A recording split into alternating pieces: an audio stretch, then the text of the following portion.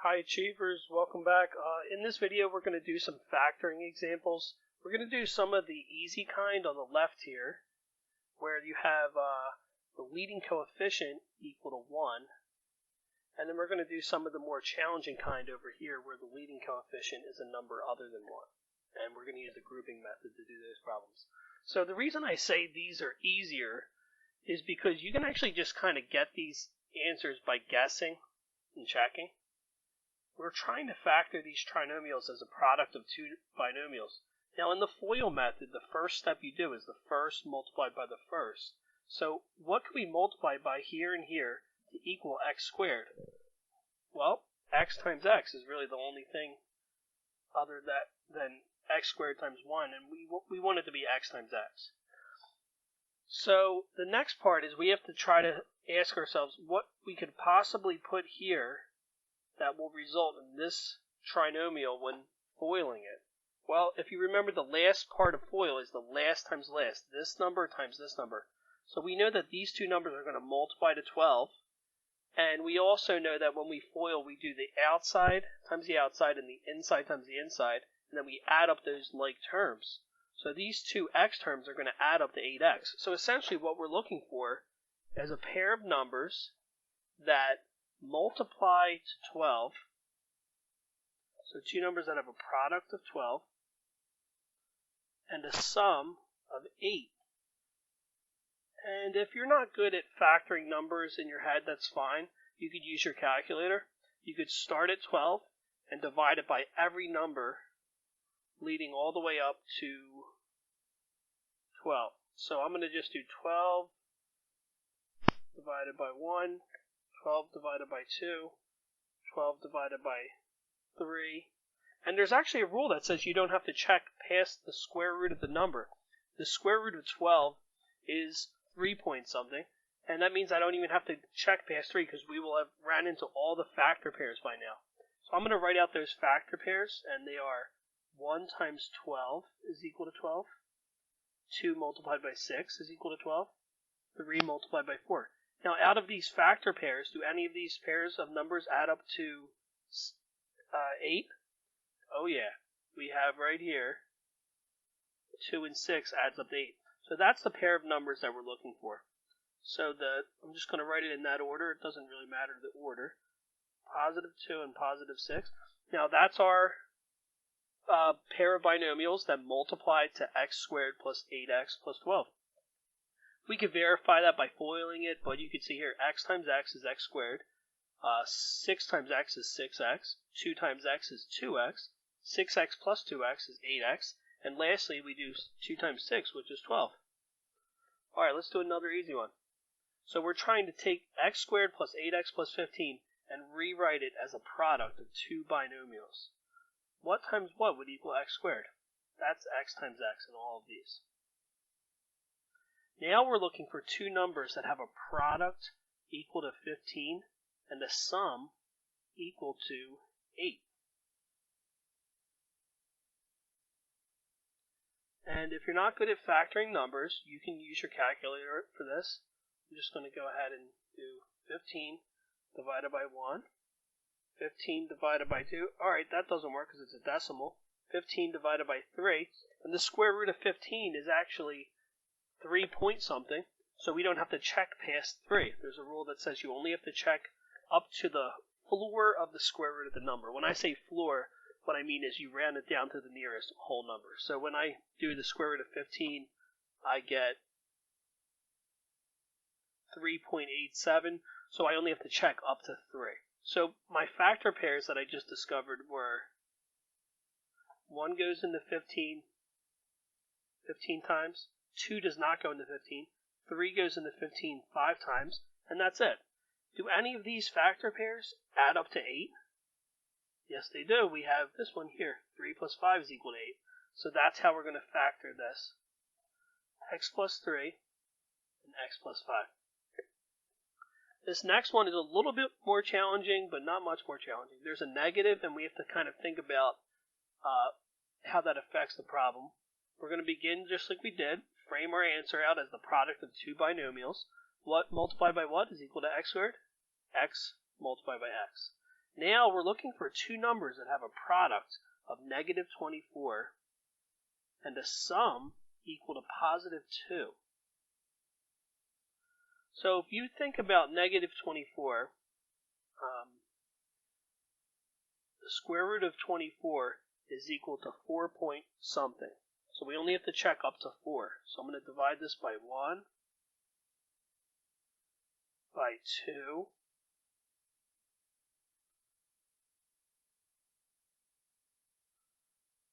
by 3, and by 4. Oops, that's the wrong there.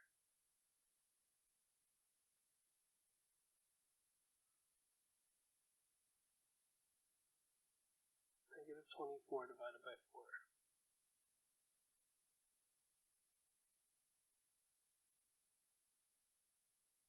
So my factor pairs that I've discovered so far, one goes into negative 24 times. 2 goes into negative 24 negative 12 times. And 3 goes into negative 24 negative 8 times. 4 goes into negative 24 negative 6 times.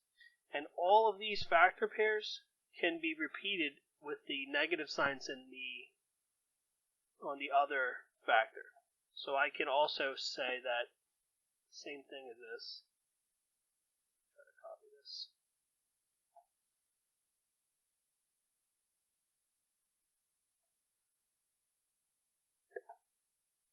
So another way you could factor this would be with the negative sign belonging to the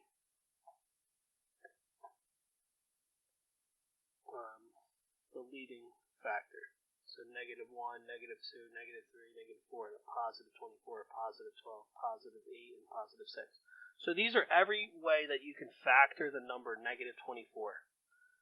There's 8 of them, and we're looking for the pair of numbers that adds up to positive 2. This one adds up to negative 23. This one here adds up to negative 10.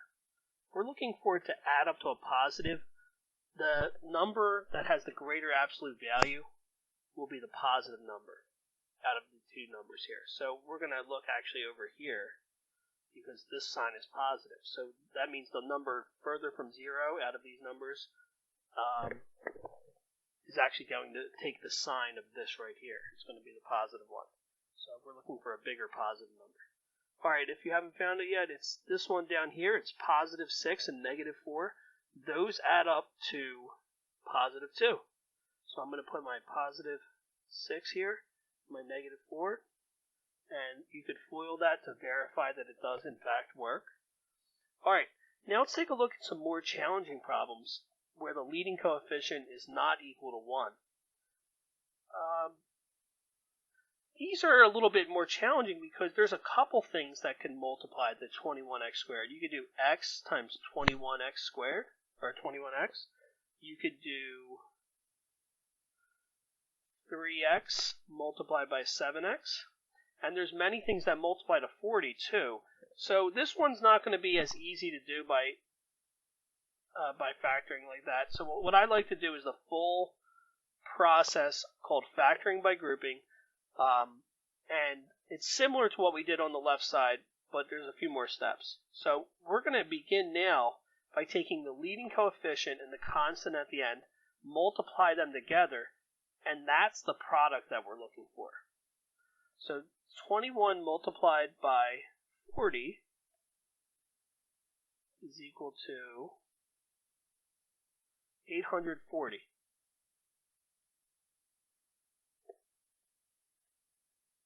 And we are still looking for numbers that have a product and a sum. In this case, the product's 840 and the sum is actually positive 71. Now, I didn't learn my times tables up to 840, so I don't really know all of the factors of that. So I'm just going to use my calculator. Luckily for us, we don't have to divide 840 by every whole number up to 840. We only technically have to check up to 28 because the square root of 840 is 28.9. So we're going to begin by taking 840, dividing it by 1, dividing it by 2, and write out every factor pair. So 1 goes into 840 times. 2 goes into 840 420 times. Does 3 go into 840? It goes into it 280 times. 840 divided by 4, 210 times. And if we find the numbers, the pair of numbers that adds up to 71, I'm just going to stop there. Remember, we're looking for a pair of numbers that multiplies to 840 and adds up to 71. So we have 5 goes into it 168 times. 840 divided by 6.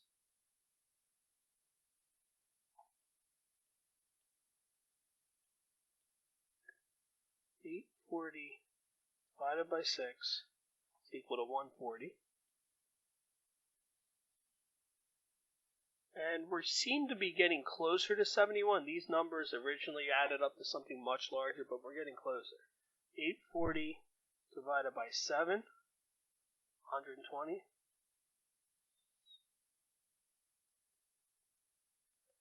840 divided by 8, 105. 840 divided by 9 does not go into it evenly. That was our first one that didn't go into it evenly. 840 divided by 10 does go into it evenly. Goes into it 84 times. And we're really close to 71 now, so I think we're approaching it. 840 divided by 11. Nope. 840 divided by 12. We get 70, so 12 goes into 840 70 times. 840 divided by 13. 840 divided by 14. 60 times.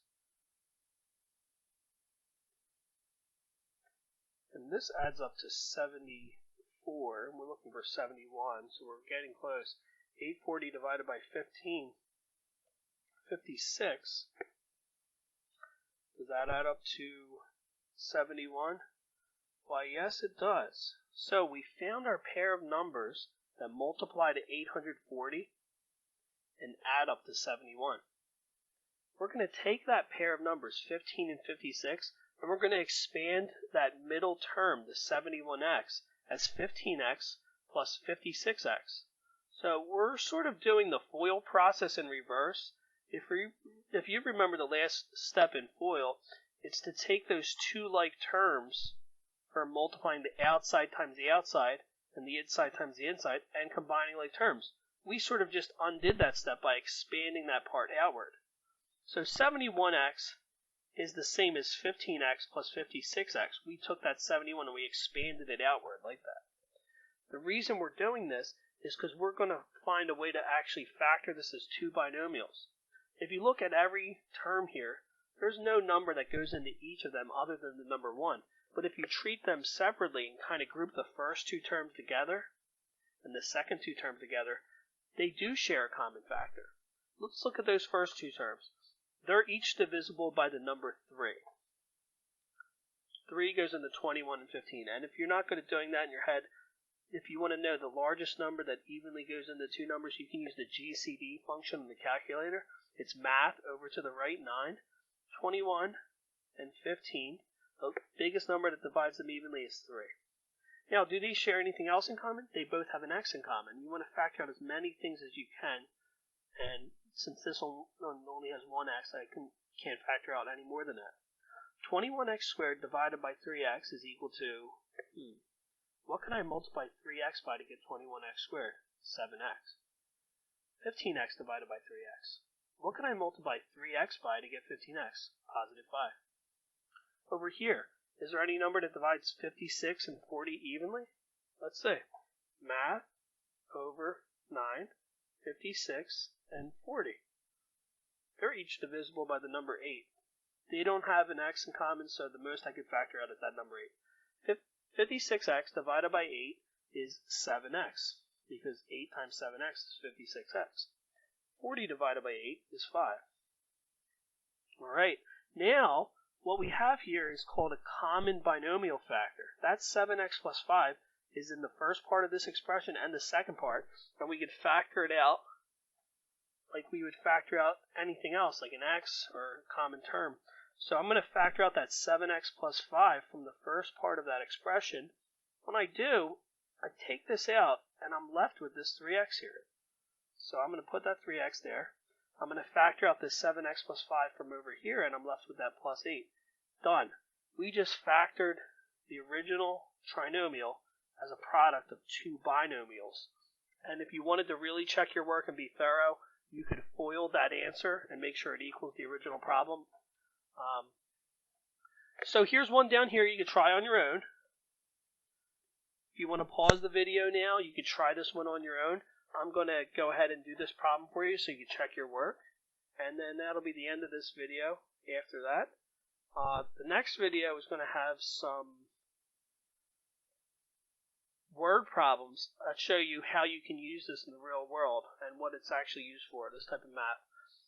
So this is a classic factoring by grouping situation because our leading coefficient here is other than 1, it's greater than 1. We're going to begin by multiplying that leading coefficient and the constant at the end. So we're looking for two numbers that have a product of 330, and I got that by multiplying those two numbers, and the sum equal to that middle number. The sum of 61. Now, I don't know all the factor pairs of 330, so I'm just going to go ahead and figure them out by dividing on my calculator. 330 divided by 1, 330 divided by 2. So 330 multiplied by 1 is one of our factor pairs. 2 goes into 330 165 times. 3 goes into 330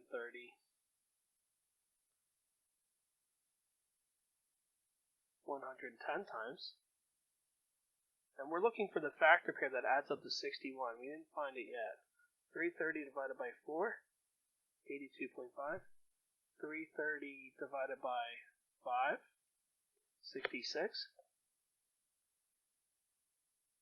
Does anything add up to 61 yet? Nope. 330 divided by 6, 55. 6 goes into 330 55 times, and does that add up to 61? Yes, it does. So we found our pair of numbers that we can use to expand this middle term. So 10x squared plus 61x plus 33 becomes 10x squared plus 6x plus 55x plus 33. We took that middle term and we expanded it out as this plus this. Next, we're going to look at our first two terms and our last two terms separately and apply the GCF to each of those. So the greatest common factor of 10x squared and 6x, what's the biggest number that evenly divides 10 and 6? It's 2. And do they share anything else in common? They each have an x that we could factor out. We're going to factor out that x. So 2x multiplied by what is 10x squared? 5x. 2x multiplied by what is 6x? 3. Now if we look at these two terms, they're each divisible by what? 55 and 33. Math over 9. 55 and 33. They're each divisible by 11. Factor out an 11. 11 multiplied by what is 55x? 5x. 11 multiplied by what is 33? 3. We just created this situation where there's a common binomial factor. So we have a common binomial factor of 5x plus 3 that exists in both parts of that expression. We could factor out that 5x plus 3. When we factor it out of the first part, we're left with a 2x. When we factored it out of the second part, we're left with an 11. Done. Alright, so this is the end of this video. Thanks for watching. Next video is going to be very similar, except we're going to apply it to some word problems.